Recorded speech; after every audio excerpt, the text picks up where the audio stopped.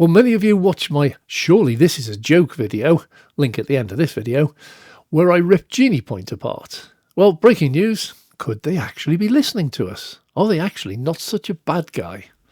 My local Morrisons was the site of that video, where they not only announced the largest hike in prices I've ever seen, up to 98 pence per kilowatt hour, but also seriously misrepresented the price by having a plate on the front of the charger announcing the cheapest price in the country, 30p. Many of you agreed with my anger and comments. Over the last few weeks since that video launched, I've seen countless tweets from GeniePoint about how well they're doing, how many brand new chargers they've installed, how many old chargers they've replaced, the new sites they've opened. So yesterday, I went back to Morrisons. Well, I was in for a shock. The old charger with misleading notices is gone. In its place is a brand new charger. It looks good. It's a triple, that's Type 2 fast, CCS and CHAdeMO rapid. It is again, unfortunately, a 50 kilowatt unit. Top marks for appearance, needs to improve, could do better on performance.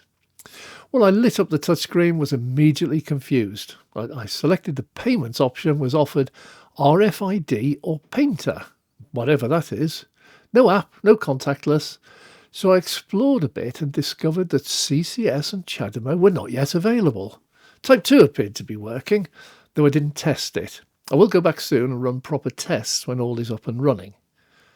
Well, back home the next day, I checked their website and it's now reporting everything is working. Prices 79p across the board, and this reveals a dilemma. GeniePoint Type 2 fast charger at 43 kilowatts is 79p, while nearby 7 kilowatt Type 2s are typically in the mid 40p range. There are very few EVs that can charge using AC fast chargers at any more than 11 kilowatts. Mine's one of them. Even Tesla Model 3 and Model Y can't. Some models are down at 6.6 kilowatts and a few, Model S and Model X, can take up to 22 kilowatt.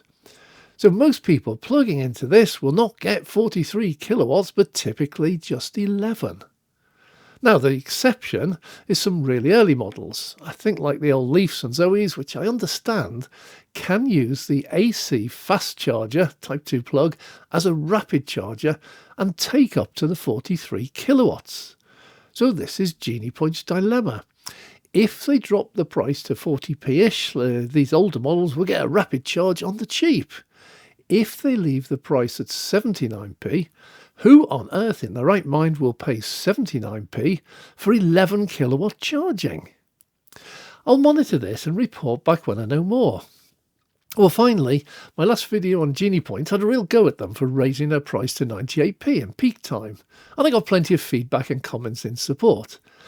But recently, while I was out filming, I noticed that motorway services charge a really hefty premium for petrol and diesel, often as much as 20 pence per litre dearer than the high street. And it got me thinking, is GeniePoint actually doing anything wrong?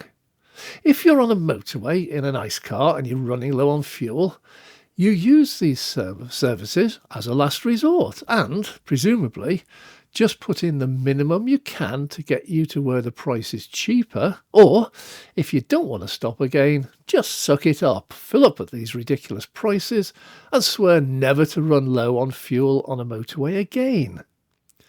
Is GeniePoint pricing at the new 78p any difference?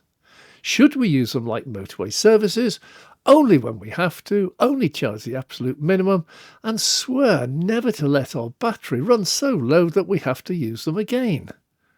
Let me know your thoughts below, and please like and subscribe. I'm Dave.